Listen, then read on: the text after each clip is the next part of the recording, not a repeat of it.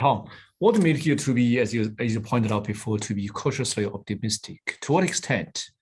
So things moving on in the way that is going to be a disaster, in terms of the geopolitical conflict.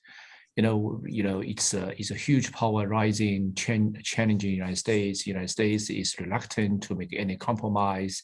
And you mentioned so many power conflict in the history, no matter whether it's in Japan and Russia, in China, in those parts of China, or between the United States and Germany, United States and Japan during the Second World War, and even, during the Cold War between the United States and the former Soviet Union. We have different scenarios, but none of the scenario makes us to be cautiously optimistic. Maybe the best scenario will be the Cold War between former Soviet Union and the United States. But at the end of the day, the outcome was a collapse of one party.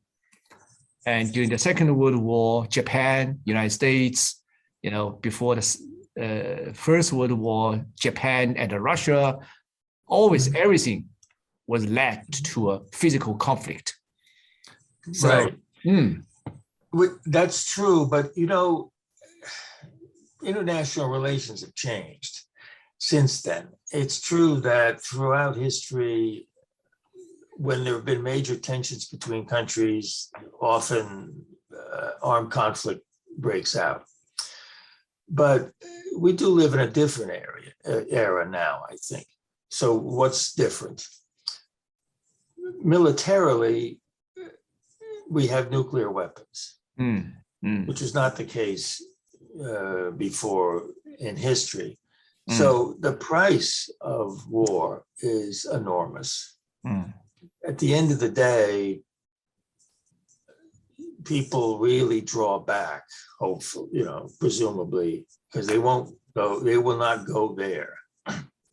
I remember hearing about a briefing that was given to President Clinton in the mid-90s by the chairman of the Joint Chiefs of Staff, a senior military official. And Clinton was pretty new to relations. This was over the confrontation over Taiwan, I think, in the mid-90s.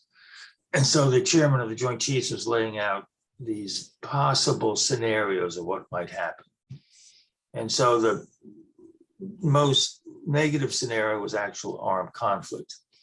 And President Clinton, I'm told, was, just an automatic, well, we don't go there. We don't go there. So nuclear weapons is something new. Whether we want them or not, they're there. So that does make all parties, I think, cautious at the end of the day. And we saw that during the Cold War, with the USSR. You look at the, discussions during the Cuban Missile Crisis in the early 60s, and both sides were very cautious about armed hostilities. That's a plus. The commercial interdependence is another factor which didn't exist before between major parties.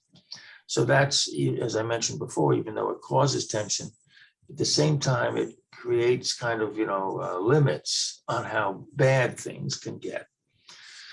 So I think that's another factor.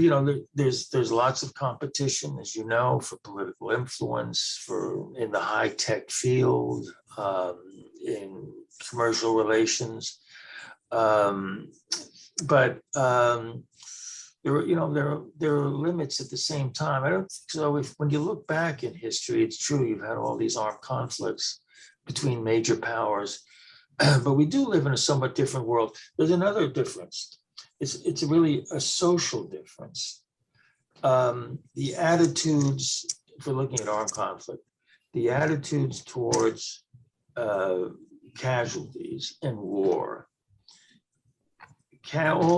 All advanced societies have become, including China and the US, have become very, casualty averse, as we say in English.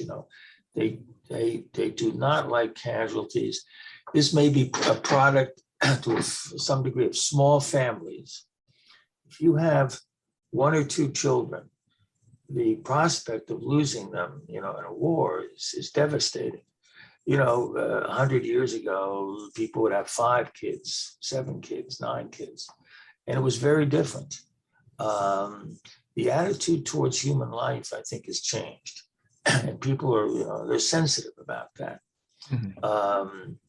So I think that's another major difference.